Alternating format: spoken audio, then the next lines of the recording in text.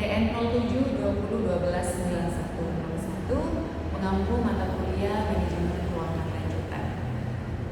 Untuk program studi Manajemen Fakultas Ekonomi dan Bisnis Universitas Wiraraja. Saya akan menyampaikan kontrak kuliah dan RPS untuk mata kuliah Manajemen Keuangan Lanjutan, di mana untuk deskripsi mata kuliah Manajemen Keuangan Lanjutan diharapkan setelah mengikuti perkuliahan ini, mahasiswa diharapkan mampu memahami dan menguasai teori-teori yang diberikan yang berkaitan dengan manajemen keuangan, serta dapat mengaplikasikannya dan menganalisa kondisi keuangan perusahaan. Selain itu, ada manfaat mata kuliah, di mana manfaat belajar dari mata kuliah Manajemen Keuangan Lanjutan. Yang pertama, mahasiswa memiliki kemampuan dalam pengambilan keputusan dalam mengimplementasikan ilmu manajemen dalam berbagai kepentingan. Yang kedua, mahasiswa mampu menerapkan pemikiran logis, inovatif, bermutu dan terukur dalam melakukan pekerjaan di bidang keuangan dalam perusahaan. Yang ketiga, mampu menganalisis dan mengevaluasi kinerja keuangan organisasi untuk menggunakan teknik-teknik analisis serta menginterpretasikan untuk meningkatkan kinerja di perusahaan, khususnya dalam bidang keuangan. Serta capaian pembelajaran dari mata kuliah Manajemen Keuangan Lanjutan. Yang pertama, mampu menerapkan pemikiran logis, kritis, inovatif, bermutu, dan terukur dalam melakukan pekerjaan di bidang keuangan, khususnya dalam perusahaan, sehingga sesuai dengan standar kompetensi kerja di bidang keuangan. Yang selanjutnya, mampu menganalisis dan mengevaluasi kinerja keuangan, khususnya teknik-teknik analisis rasio, tren, dan analisis statistik, menginterpretasikannya dengan berbagai perspektif para pemangku kepentingan, dan menyarankan cara-cara untuk meningkatkan kinerja keuangan dengan mempertimbangkan aspek internal dan eksternal dari sebuah organisasi atau perusahaan. Yang selanjutnya adalah strategi perkuliahan, di mana pada strategi pembelajaran yang digunakan dalam manajemen keuangan lanjutan, yaitu yang pertama, dosen mampu menyuguhkan pembelajaran yang menyenangkan dan penuh makna. Yang kedua, metode kuliah dapat melibatkan isu-isu terkini atau isu-isu yang terbaru. Yang ketiga, metode perkuliahan berdasarkan dengan proyek. Yang keempat, observasi nyata, berorientasi pada entrepreneurship dan kreativitas, mengoptimalkan pembelajaran dalam kelompok, serta memberi motivasi dan inspirasi.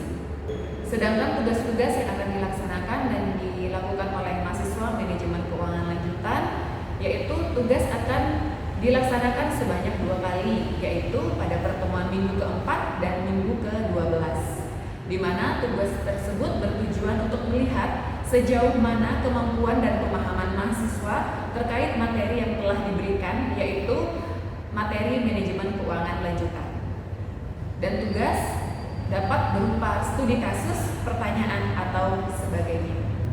Untuk penilaian dan kriteria penilaian, ada 5 macam nilai huruf dan keterangannya, di mana masing-masing untuk nilai huruf A dinyatakan lulus, nilai huruf B dinyatakan lulus, nilai huruf C dinyatakan lulus, nilai huruf D dinyatakan tidak lulus, dan nilai huruf E dinyatakan tidak lulus.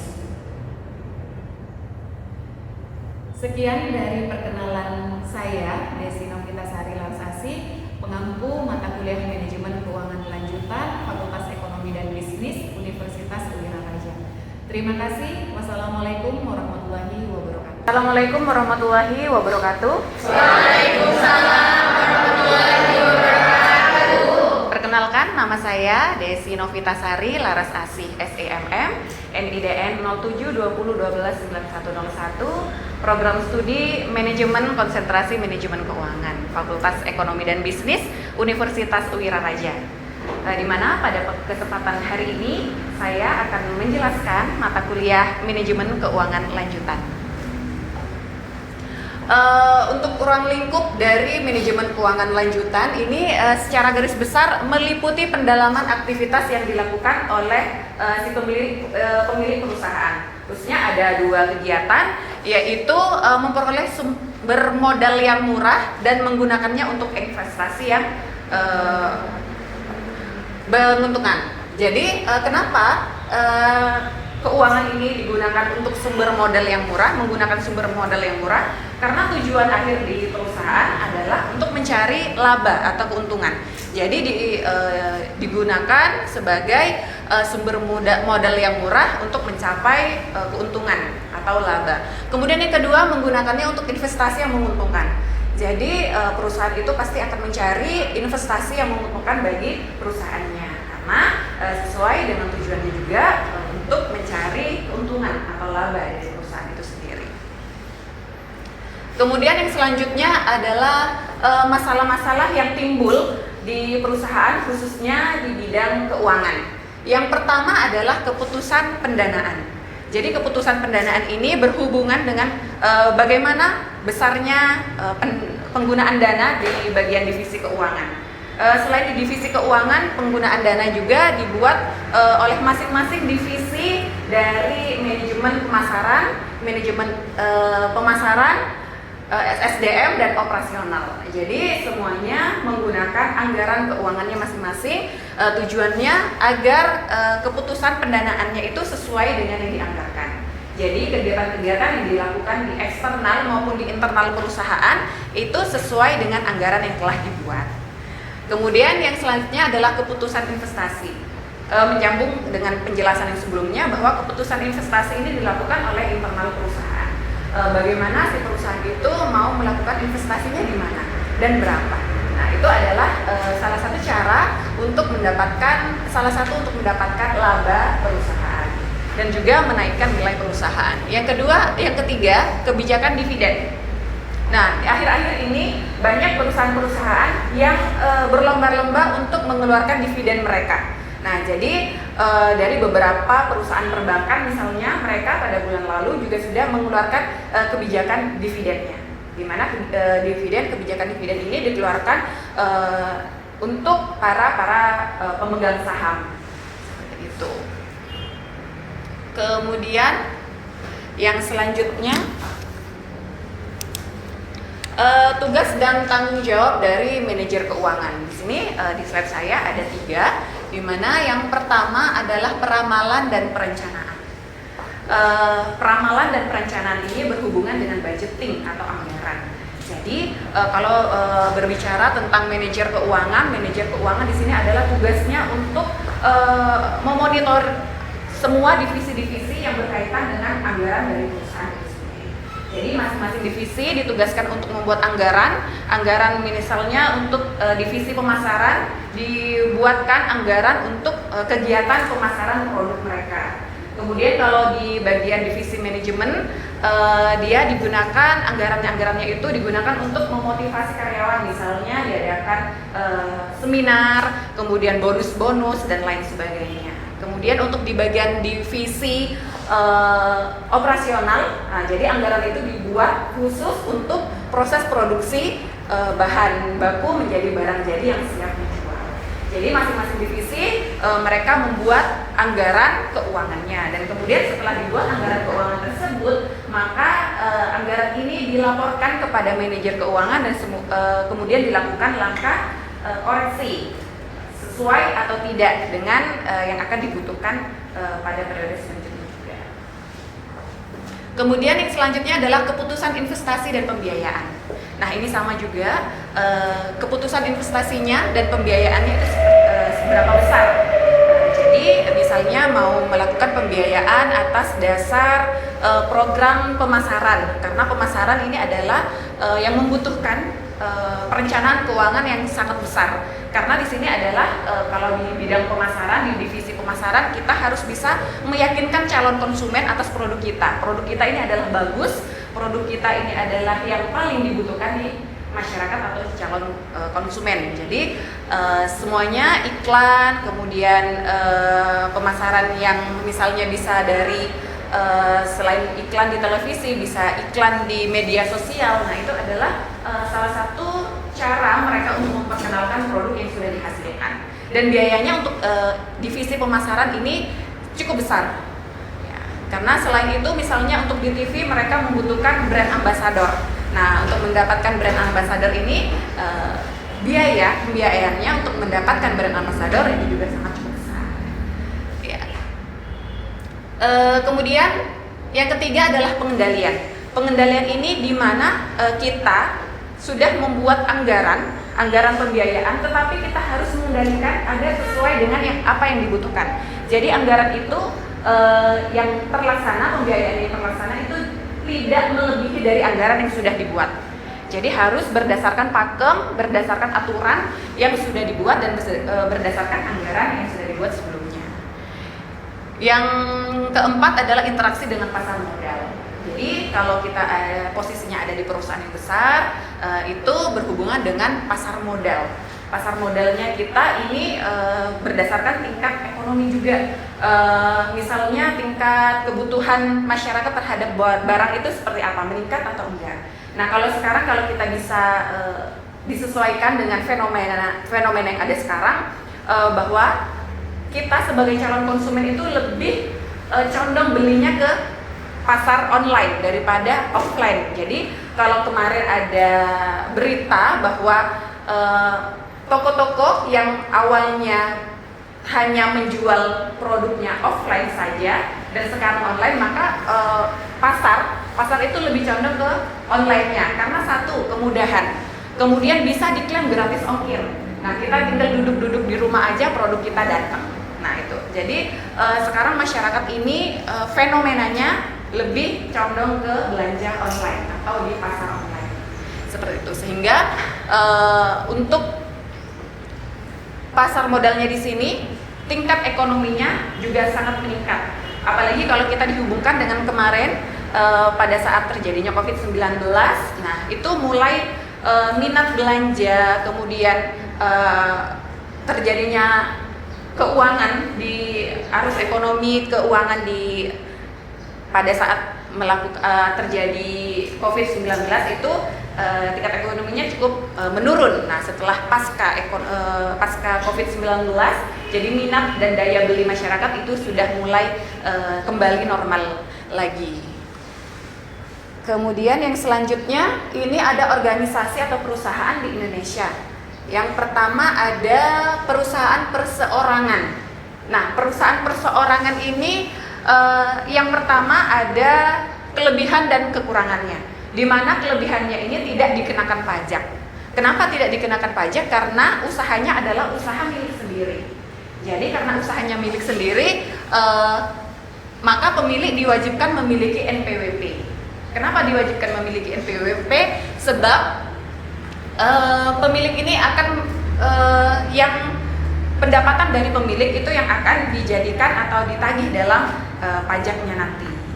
Ya, maka untuk perusahaan perseorangan ini pemilik diwajibkan memiliki NPWP. Sedangkan untuk kelebihan yang lainnya, pemilik juga menjadi bagian dari manajer dan mudah diawasi karena pemilik adalah manajernya, jadi mereka bisa memanage perusahaannya sendiri dan mereka bertanggung jawab atas perusahaannya sendiri.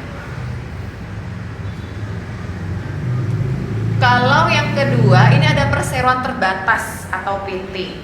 Kalau PT ini kelebihannya kelangsungan usaha lebih terjamin, modal lebih cepat diperoleh. Kemudian pemilik perusahaan memiliki tanggung jawab yang terbatas. Kenapa terbatas? Karena di PT itu kan memiliki bagian-bagian, memiliki divisi-divisi sendiri. Jadi misalnya divisi pemasaran mereka ada yang bertanggung jawab, divisi operasional mereka ada yang bertanggung jawab, divisi SDM mereka juga ada tanggung jawabnya. Jadi mereka bekerja berdasarkan keahliannya mereka masing-masing, sehingga tanggung jawab pemilik itu tidak dibebankan kepada si pemilik saja. Jadi tanggung jawabnya dibagi ke masing-masing divisi. Kemudian pemilik perusahaan mudah berganti tanpa harus membubarkan perusahaan atau organisasi. Ya, jadi misalnya pemiliknya pensiun atau sakit atau meninggal dunia dan harus digantikan oleh pemilik yang baru. Nah, jadi pemiliknya saja yang harus digantikan, tetapi tidak harus membubarkan organisasi atau perusahaannya.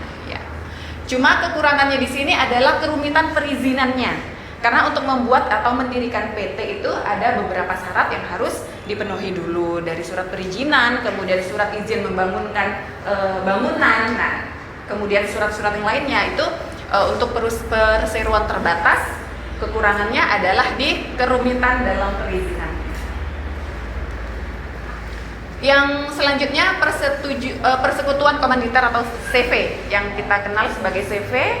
Di sekitar kita juga banyak sekali CV ya. Kalau kita jalan-jalan di sekitar jalan raya itu banyak sekali CV, di mana kelebihannya adalah yang pertama pendiriannya mudah. Kenapa sih CV itu banyak sekali? Karena pendiriannya mudah.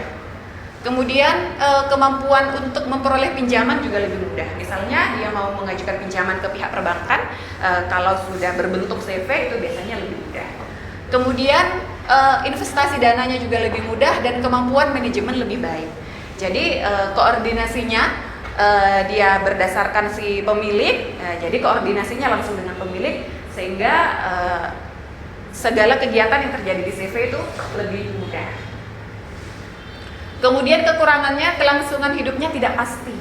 Ya, jadi ini kelebihan dari CV. Jadi kelangsungan hidupnya tidak pasti, misalnya CV yang bergerak dalam bidang batu gunung misalnya.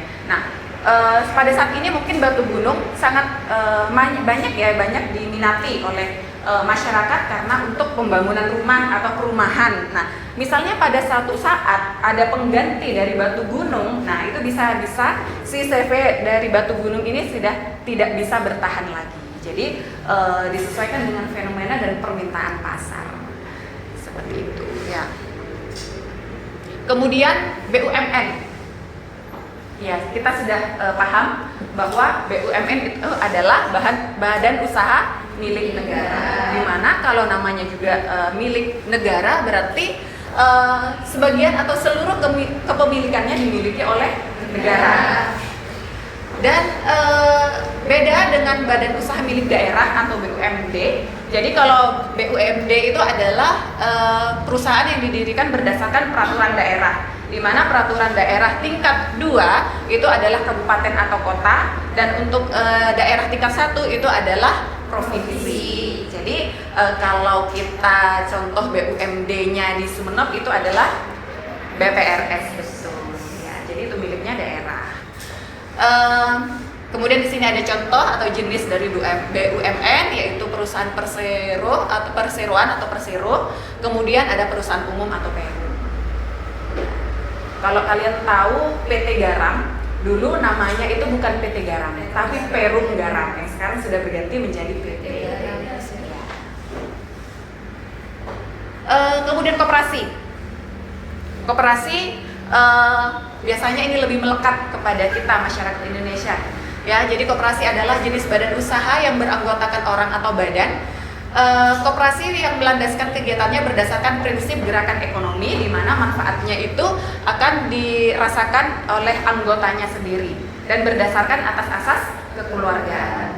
Ya, jadi koperasi di Kabupaten Sumeneb ini sangat banyak sekali, ya, seperti ada koperasi simpan pinjam, kemudian ada koperasi misalnya yang koperasi itu didirikan kemudian dia punya produk sendiri, kemudian punya swalayan sendiri, akhirnya dia menjual produk-produknya di swalayannya. Kemudian ada juga koperasi-koperasi yang misalnya di pelayanan jasa, koperasi simpan pinjam ya.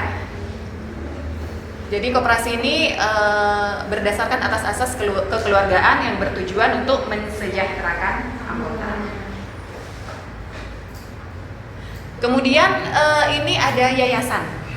Yayasan banyak sekali ya, ada yayasan sosial, ada keagamaan dan kemanusiaan. Jadi misalnya seperti yayasan panti sosial, kemudian juga ada yayasan kemudian panti asuhan juga. Nah, itu adalah bentuk dari yayasan, di mana yayasan ini adalah badan hukum yang mempunyai maksud dan tujuan untuk bersifat sosial, keagamaan, kemudian kemanusiaan, dan didirikan dengan memperhatikan persyaratan yang formal. Jadi mereka itu dibangun bukan untuk hanya membantu masyarakat, bukan, tetapi mereka juga mempunyai persyaratan-persyaratan yang harus dipenuhi pada saat proses pendirian pendirian yayasan tersebut. Nah, sekian dari penjelasan ruang lingkup manajemen keuangan lanjutan. Silakan yang ingin bertanya. Mungkin ada yang ingin bertanya. Iya, silakan. Assalamualaikum warahmatullahi wabarakatuh. Waalaikumsalam warahmatullahi wabarakatuh. Perkenalkan, nama saya Eka Windy Octavia Putri, NPM 720213058, Fakultas Ekonomi dan Bisnis, Prodi Manajemen. Tadi di slide Desi itu ada 3 masalah utama bidang keuangan, yaitu keputusan pendanaan, keputusan investasi, dan kebijakan dividen. Yang saya tanyakan di sini, bagaimana cara mengatasi masalah-masalah utama bidang keuangan dalam perusahaan? Terima kasih. Oke, terima kasih Mbak Eka Windy. Menjawab dari pertanyaan Mbak Eka sesuai dengan slide saya yang ada di depan, bahwa terjadi ada beberapa masalah-masalah dalam bidang keuangan. Bagaimana cara mengatasi masalah-masalah dalam bidang keuangan? Yang pertama, cara yang paling sering dilakukan oleh bidang keuangan di salah satu perusahaan atau di organisasi adalah membuat anggaran. Nah, dengan membuat anggaran ini, semua kegiatan yang dilakukan di dalam perusahaan atau organisasi itu semuanya terarah. Jadi semuanya sesuai dengan standar. Jadi kita tidak bisa mengeluarkan sesuatu pendanaan kalau tidak ada di dalam anggaran. Jadi itu tujuan perusahaan melakukan anggaran sebelumnya. Jadi pada saat melakukan pembiayaan, pada saat aktivitas di internal maupun eksternal perusahaan, kita harus menyesuaikan dengan anggaran yang ada. Kemudian yang kedua, anggaran itu dibuatnya kapan? Anggaran itu dibuat sebelum pelaksanaan jatuh tempo. Jadi misalnya sekarang tahun 2023, untuk membuat anggaran di tahun 2024. Untuk membuat anggaran di tahun 2024, kita berpedoman kepada anggaran tahun sebelumnya. Jadi anggaran tahun sebelumnya ini sebagai story atau pedoman agar pembuatan anggaran atau perencanaan keuangan di bidang keuangan itu tidak jauh dari anggaran-anggaran sebelumnya, sehingga semuanya tetap berpatokan, tidak terlalu besar dan juga tidak terlalu kecil. Selain itu, anggaran juga disesuaikan dengan kebutuhan pasar, karena di pasar ini berbeda-beda.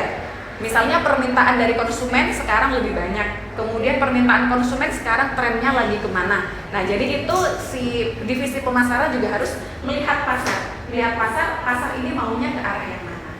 Nah, itu juga disesuaikan dengan anggarannya juga. Nah, jadi semuanya ini saling berkolaborasi antara divisi manajemen keuangan, divisi pemasaran, divisi SDM, dan operasional.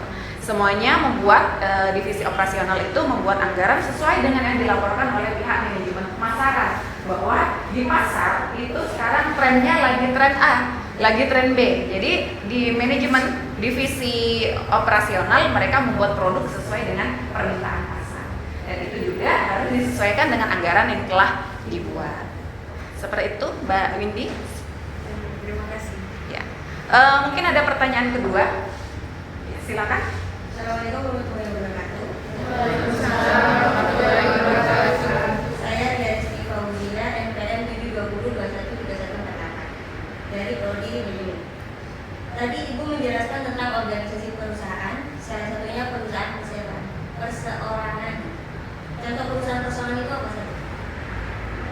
Terima kasih Mbak Ria.